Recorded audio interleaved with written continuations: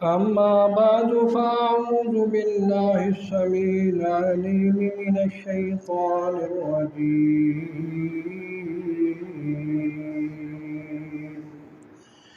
قال الله تبارك وتعالى في القرآن المجيد: فمن كان يرجو لقاء ربه فليعمل عملا صالحا ولا يشرك بعبادة ربه أحدا. وقال النبي صلى الله عليه وآله وسلم: إن الله لا ينظر إلى صوركم وأموالكم ولكن ينظر إلى قلوبكم وأعمالكم. رواہ مسلم۔ حمد و ثنا اللہ وحدہ لا شریک کی ذات کے لیے، بے شمار لا تعداد درود و سلام سید الاولین والمرسلین امام الانبیاء محمد الرسول اللہ صلی اللہ علیہ وآلہ وسلم کی ذات اقدس مقدس مطہر کے لیے۔ تلاوت کردہ آیات میں عمل صالح کے حوالے سے رہنمائی کی گئی۔ اللہ رب العالمین نے فرمایا: فمن کان یرجو لقاء ربہ،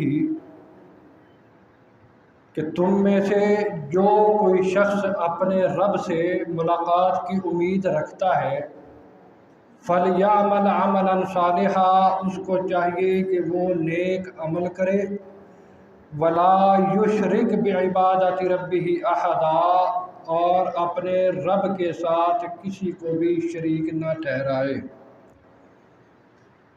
اب اس کے اندر دو چیزیں ہیں۔ پہلے نمبر پہ عمل صالح، اللہ سے ملاقات اس بندے کی ہو سکتی ہے جو عمل صالح کرے، یعنی اچھے اعمال کرے، نیک اعمال کرے، لیکن شرط یہ ہے کہ اس عمل میں اللہ کے علاوہ کسی دوسرے بندے کو شریک نہ ٹھہرائے، خواہ وہ نبی ہو، ولی ہو، کوئی بھی اللہ کا برگزیدہ یا اللہ کا قریبی بندہ ہے، اللہ کا نیک بندہ ہے، اس کو اللہ کے معاملات میں اگر شریک کر دے گا وہ شرک ہوگا، تو وہ اللہ سے ملاقات کی امید نہ رکھے۔ نبی کریم صلی اللہ علیہ وآلہ وسلم نے فرمایا، صحیح مسلم کی یہ حدیث ہے، سیدنا ابو ہریرہ رضی اللہ عنہ اس حدیث کے راوی ہیں، فرماتے ہیں: ان اللہ لا ينظر الى صورکم واموالکم، فرمایا کہ اللہ تعالیٰ تمہاری شکلوں کی طرف اور تمہارے مال کی طرف نہیں دیکھتا، بلکہ اللہ رب العالمین تو تمہارے دلوں کو اور تمہارے اعمال کو دیکھتا ہے کہ تم عمل کون سے اچھے کرتے ہو، تمہارے دل میں کیا ہے۔ ظاہری طور پہ تو اور وہ بندہ مل رہا ہے جی، بڑی میٹھی میٹھی باتیں، تعریف کرے گا، دل میں کیا بغض ہے اللہ اس کو جانتا ہے، اس کو دیکھتا ہے کہ تم دل میں کیا لے کر آئے۔ ظاہری طور پہ تو ہر کوئی بہت اچھا دکھائی دیتا ہے، اصل دل کا معاملہ ہے۔ اگر دل صاف ہے تو قیامت والے دن اللہ سے ملاقات ہو جائے گی، اگر دل صاف نہیں ہے تو پھر وہ یہ امید نہ رکھے۔ اسی طرح نبی کریم صلی اللہ علیہ وآلہ وسلم نے فرمایا اسی نیک عمل کے حوالے سے، فرمایا: تعرض الاعمال فی کل یوم خمیس واثنین، فرمایا 2 دن ایسے ہیں ہفتے کے اندر جن میں اعمال اللہ کی بارگاہ میں پیش کیے جاتے ہیں، یوم الخمیس اور یوم الاثنین، یعنی جمعرات اور پیر کا دن، یہ 2 دن ایسے ہیں کہ جن میں اعمال اللہ کی بارگاہ میں پیش کیے جاتے ہیں۔ فَيَغْفِرُ اللَّهُ عَزَّ وَجَلَّ فِي ذَلِكَ الْيَوْمِ لِكُلِّ امْرِئٍ لَا يُشْرِكُ بِاللَّهِ شَيْئًا، فرمایا کہ اللہ تعالیٰ ان دنوں میں ہر اس بندے کو معاف کر دیتا ہے جو اللہ کے ساتھ شریک نہیں ٹھہراتا کسی کو۔ باقی کمی بیشی چھوٹے موٹے گناہ اللہ تعالیٰ معاف فرما دیتا ہے، لیکن اس نے اللہ کی ذات کے ساتھ شرک کیا ہو، وہ کافی ساری قسمیں ہیں شرک۔ اب دعا میں کسی اور کو پکار لینا، نظر و نیاز میں ظاہری طور پہ تو بول دینا جی یہ اللہ کے نام کی ہم نے کی ہے، لیکن 10 محرم کو کر رہے جی نیاز حسین ہے، یہ بھی شرک ہے۔ اور گلے میں تعویذ لٹکانا یہ بھی شرک ہے۔ اللہ کے نبی صلی اللہ علیہ وسلم نے کیا فرمایا؟ من تعلق تمیمۃ فقد اشرک، جو گلے میں تمیمہ لٹکائے، تمیمہ علماء نے، مفسرین نے، محدثین نے، فقہاء نے جو اس کی تعریف کی ہے وہ کیا ہے؟ جو بھی تعویذ کے طور پہ جس چیز کو گلے میں لٹکایا جائے گا، خواہ وہ دھاگا ہو، یہ کونڈی ہو، کوئی بھی چیز ہے وہ تعویذ بنا کر پہن لیا جائے، تو فرمایا یہ اس تمیمے کے اندر شامل ہے۔ تو اللہ کے رسول نے فرمایا کہ جس نے بھی یہ لٹکایا اس نے شرک کیا۔ ہم کہتے ہیں نہیں جی مولوی صاحب تسی نہیں سمجھتے، ساری مجبوری ہے۔ ایتھے مجبوری، اتھے رب تو دوری، رب نال ملاقات نہیں۔ اللہ تعالیٰ نے کی فرمایا جب اللہ نال شرک نہیں کرے گا اور رب نال ملاقات کرے گا، جب رب دی ذات نال شرک کر کے آئے گا اور رب نال ملاقات نہیں ہوئے گی۔ دنیا دی مجبوری، اتھے قیامت والے دن رب تو دوری۔ اللہ کے رسول صلی اللہ علیہ وسلم نے کیا فرمایا؟ ان لم را کانت بینہ و بین اخیہ شحناء، فرمایا کہ ان دو بندوں کو بھی اللہ تعالیٰ پیر اور جمعرات والے دن جب لوگوں کے گناہ معاف کرتا ہے تو ان دو لوگوں کو بھی معاف نہیں کرتا جن دو مسلمانوں کے درمیان آپس میں بغض ہو، حتیٰ کہ ان کو ڈھیل دے دی جاتی ہے کہ وہ آپس میں صلح کر لیں۔ اب اندازہ کریں بعد نیک عمل کی ہے کہ جو اللہ سے ملاقات کرنا چاہتا ہے قیامت والے دن وہ کیا کرے؟ نیک اعمال کرے۔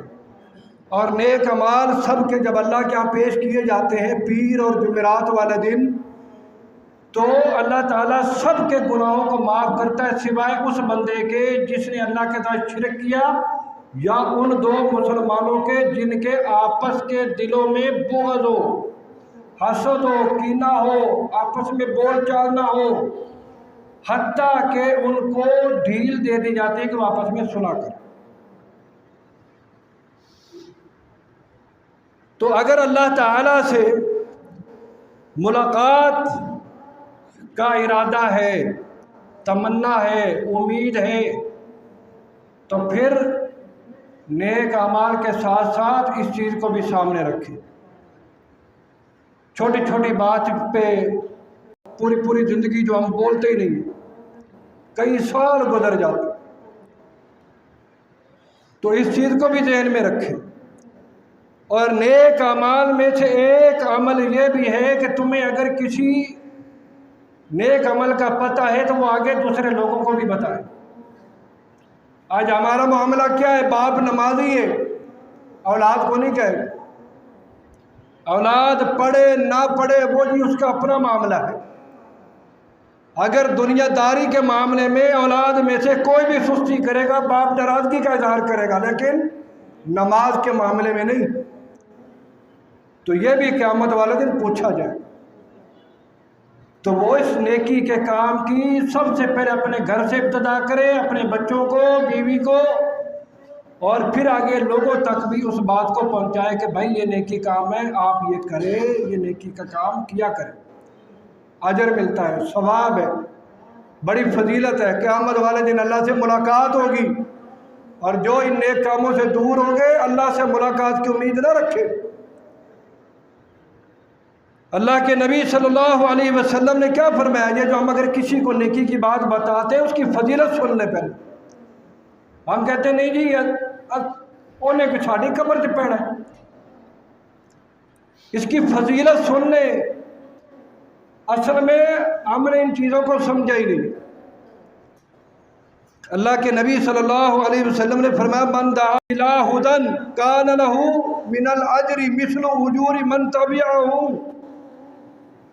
فرمایا کہ جو بندہ کسی کو ہدایت کی طرف بلاتا ہے، نیکی کی طرف بلاتا ہے، وہ جو عمل کرے گا، جو نیکی والا وہ عمل کرے گا، تو اس کو جتنا اجر ملے گا اتنا ہی اس کہنے والے کو بھی اجر ملے گا، حالانکہ اس کے اجر میں بھی کمی نہیں ہو۔ اب ہم جو نیک عمل کر رہے ہیں اس کا اجر تو ہمیں مل رہا ہے، اگر ہم دوسرے کو رہنمائی کر دیں گے وہ نیکی پہ لگ جائے گا تو وہ ہمیں ڈبل اجر ملتا رہے گا جب تک وہ عمل کرتا رہے۔ پھر یہی نہیں، وہ اگر آگے بتاتا ہے، کیوں اس نے آپ کی وجہ سے نیکی کے راستے پہ آیا، وہ آگے بتاتا ہے تو اگلے جو عمل کریں گے وہ جو اس کو ملے گا تو اس سے آپ کو بھی ملے گا۔ یہ اللہ کی رحمت اتنی وسیع ہے کہ ان کو بھی اجر مل رہا ہے، جہاں جہاں تک رہنمائی اور یہ ابتدا آپ کی وجہ سے ہوئی وہ آپ کو اجر ملتا رہے۔ آپ یوں سمجھیں کہ اللہ کے نبی صلی اللہ علیہ وسلم نے دین کی دعوت کو شروع کیا، صحابہ تک پہنچی، پھر صحابہ سے تابعین، تبع تابعین، محدثین، ائمہ، فقہاء، حتیٰ کہ آج جو دور گزر رہا ہے ہم تک انہی کے ذریعے سے پہنچی، یہ کتابیں لکھی ہوئی انہی سے آئی۔ تو یہ جن جن لوگوں نے جیسے جیسے رہنمائی کی اور یہ قیامت تک آنے والے ان تمام لوگوں کا اجر ان کو بھی ملتا رہے گا، حتیٰ کہ جتنی بھی پوری امت اجر کر رہی ہے تو اللہ کے نبی صلی اللہ علیہ وسلم نے سب کی رہنمائی کی ہے تو اللہ کے نبی کو بھی وہ اجر ملے گا، جبکہ عمل کرنے والے کے اجر میں بھی کمی نہیں ہو۔ تو اگر ہم رہنمائی کرتے، اللہ کے نبی نے خوشخبری دی ہے کہ اس کو اجر ملے گا، لیکن رہنمائی کرنے والے کے کو جو اجر اس کا عمل کرنے والے کی وجہ سے رہنمائی کرنے والے کو جو اجر ملے گا تو اس عمل کرنے والے کے اجر میں کمی نہیں ہوگی۔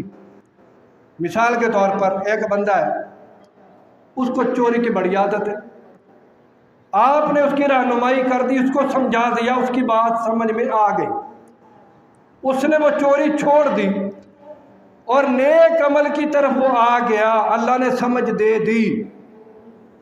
اگر اس کے دل میں یہ بات بیٹھ گئی تو جو وہ عمل کرے گا تو آپ نے جو اس کو بتایا ہے وہ اجر آپ کو بھی ملے گا، اس کو بھی وہ اجر ملتا ہے۔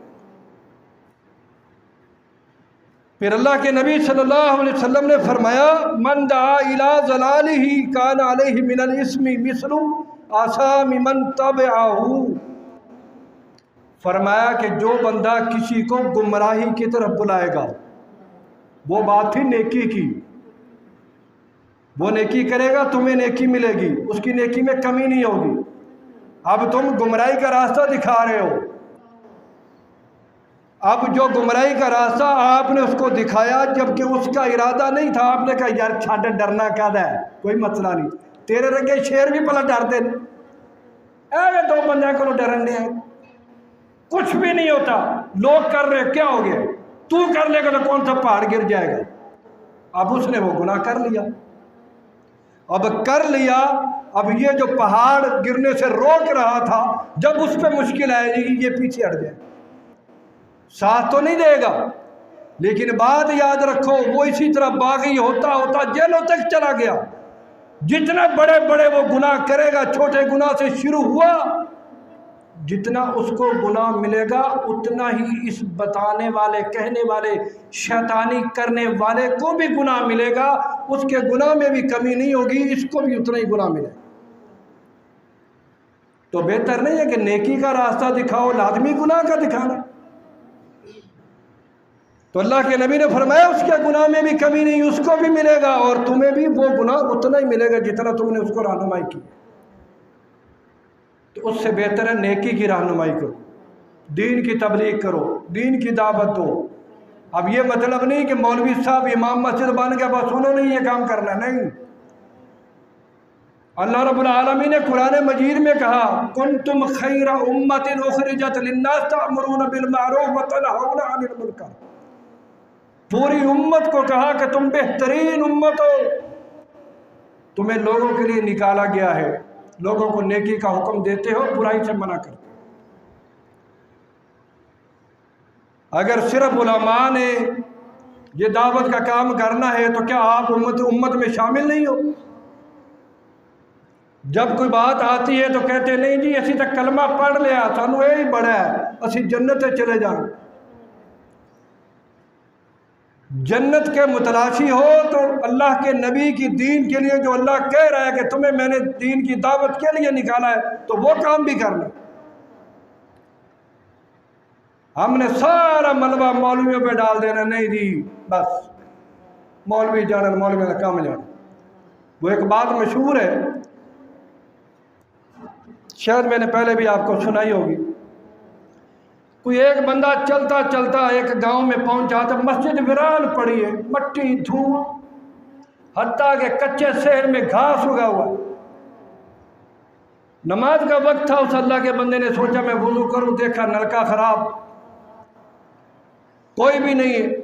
وضو کے لیے پانی مانگا، وضو کیا، لوگوں کو کہا کہ یار کیا وجہ ہے، مسجد اتنی خوبصورت بنائی ہوئی ہے، اس میں گھاس اگا ہوا، خیال ہی نہیں کرتے ہو، نہ نماز پڑھتے ہو۔ اور مولوی صاحب ان دنوں میں چھٹی پہ ہوں گے۔ اب کیا جی مولوی صاحب بھی رکھا ہوا ہے، تنخواہ بھی دے رہے ہیں، مسجد آباد نہیں ہے، کیوں؟ مولوی صاحب ہم نے اس لیے رکھا ہے کہ ہمارا کوئی مر جائے تو جنازے پڑھا دے۔ اللہ کہتا ہے تم بہترین امت ہو، لیکن ہم بہترین امت بننا نہیں چاہتے۔ ہم نے نیکی کا حکم دینا تھا، ہم نے لوگوں کو بھی روکنا شروع کر دیا۔ نہیں یار چھڈ پرا، نہ مولویوں کو کی پہ ہے، مولویوں کے پاس کچھ نہیں ہے، لیکن اللہ کے دین پر عمل کرنے میں بڑا کچھ ہے۔ اگر مولویوں کے پاس کچھ نہیں، مولوی نکاح نہ پڑھائے، تم خامد نہیں بن سکتے۔ مولوی بچے کے کان میں اذان نہ پڑھے، مولوی کے بغیر گزارا نہیں۔ مر جو جنازہ کون پڑھاتا ہے؟ مولوی۔ پیدائش سے لے کر مرنے تک کا تعلق مولوی کا ہو، اور مولویوں کی برائیاں کریں۔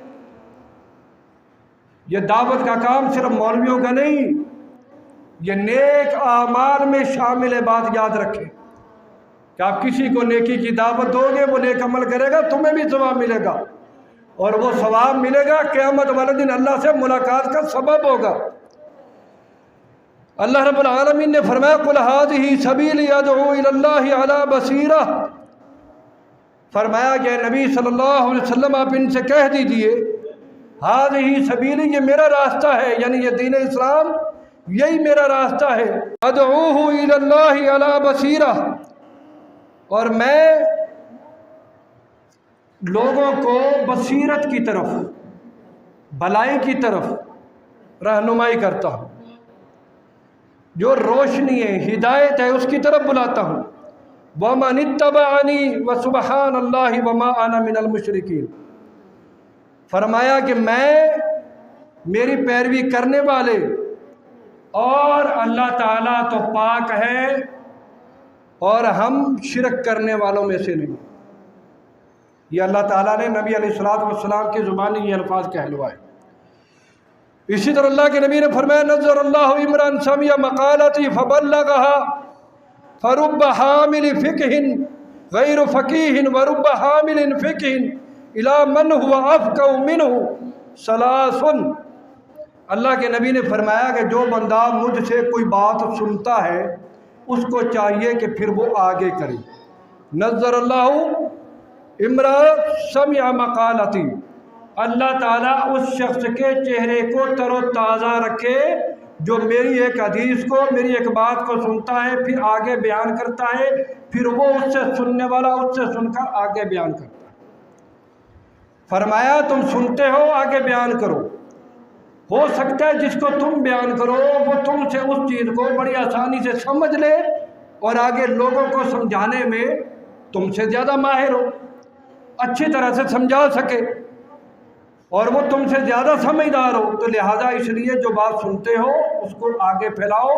اور اس کے لیے اللہ کے نبی نے خوشخبری کیا دی، دعا کیا کی، اللہ اس کے چہرے کو تر و تازہ رکھے۔ ہم دیندار بھی ہیں، ایماندار بھی ہیں، مسلمان بھی ہیں، مومن بھی ہیں، اللہ کے نبی کو ماننے والے بھی ہیں۔ آج اگر کوئی شخص کہہ دے کہ میں مسجد پہ حملہ کرنے والا ہوں تو ہم سب کے ایمان جاگ جائیں گے۔ مسجد پہ حملہ کرنے والے کے خلاف ہمارا ایمان بیدار ہے، لیکن مسجد میں آنے کے لیے ہم تیار نہیں۔ ذرا ٹھنڈے دماغ سے سوچیے گا، کسی پہ اٹیک نہیں ہے، یہی وقت ہے، کچھ پتہ نہیں۔ اقترب للناس حسابهم،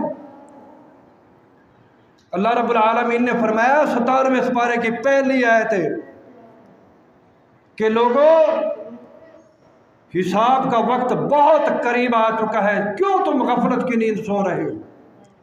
بہت قریب، اقترب للناس حسابهم، کہ تم اتنی غفلت میں ہو اور دین سے اعراض کر کے بیٹھے ہوئے۔ اس لیے اللہ کے بندو دین کی طرف آؤ، دین کو سمجھو، دین پہ عمل کرو، عمل کو اللہ کے لیے خالص کرو۔ وما امروا الا ليعبدوا الله مخلصين له الدين حنفاء ويقيموا الصلاة ويؤتوا الزكاة وذلك دين القيمة، فرمایا کہ نہیں حکم دیا گیا کسی اور چیز کا، بلکہ صرف اس لیے کہ اللہ کی خاص عبادت کرے، اور یہی سیدھا دین ہے۔ نماز قائم کرے، زکوٰۃ ادا کرے، اور اس سیدھے راستے کو، اس دین کو اپنائے۔ سیدھا دین یہی ہے۔ قل ان صلاتي ونسكي ومحياي ومماتي لله رب العالمین لا شریک له وبذلك امرت وانا اول المسلمین، فرمایا بے شک میری نماز، میری قربانی، میرا جینا، میرا مرنا اللہ رب العالمین کے لیے ہے، جس کا کوئی بھی شریک نہیں۔ وبذلك امرت، اسی چیز کا مجھے حکم دیا گیا ہے، وانا اول المسلمین، اور میں اللہ تعالیٰ کا سب سے پہلا فرما بردار۔ مسلم کا معنی ہوتا ہے فرما بردار، مسلمان کا معنی اللہ کا فرما بردار۔ اگر آج ہم اپنی حالت کو دیکھیں تو یہ لفظ ہم پہ فٹ ہوتا ہے۔ فرما بردار کون ہوتا ہے؟ جو اللہ کا حکم مانے۔ اللہ کی اگر ملاقات چاہتے ہو تو نیک اعمال کو اپنی زندگی کا حصہ بنا لو۔ نیکی جاتے ہوئے راستے سے کانٹے کو ہٹا دینا، پتھر کو ہٹا دینا، یہ بھی نیکی ہے۔ اگر درخت ہے، اس کی شاخیں یوں لٹک رہی ہیں، تو ایمان کے 70 حصوں میں سے ایک حصے کی طرف یہ بھی رہنمائی کی گئی ہے کہ اس درخت کی ٹہنیوں کو کٹوا دینا کہ گزرنے والوں کو پریشانی نہ ہو، یہ بھی ایمان کا حصہ ہے اور نیکی ہے، یہ بھی نیک اعمال میں آتا ہے۔ راستہ خراب ہے، اس کی صفائی کروا دینا، یہ بھی ہے۔ اور اگر بالفرض جس طرح بسا اوقات ہوتا ہے کہ گلی میں جناب پانی چل رہا ہے گٹر سے اور وہ کوئی نہیں ہو رہا، لوگوں کے کپڑے خراب ہو رہے ہیں، تو اس کا بھی اہتمام اگر کوئی بندہ اپنے پاس سے خرچ کر کے یا ان کو کہہ کر کہ بھائی یہ کام صحیح کروا دو، لوگوں کو پریشانی ہوتی ہے، تو آپ نے کہہ دیا تو یہ بھی آپ کو نیکی ملے گی۔ اس طرح اور بہت سارے نیک اعمال ہیں، تو ان کو کرنے کی کوشش کریں، تو یہی اللہ تعالیٰ کے قیامت والے دن ہماری ملاقات کا سبب بنے گا۔ اللہ تعالیٰ ہمیں سمجھنے کی، عمل کی اور لوگوں تک دین کی باتوں کو پہنچانے کی توفیق عطا فرمائے۔ سبحان ربک رب العزت عما یصفون وسلام علی المرسلین والحمد للہ رب العالمین اجمعین ورحمۃ اللہ۔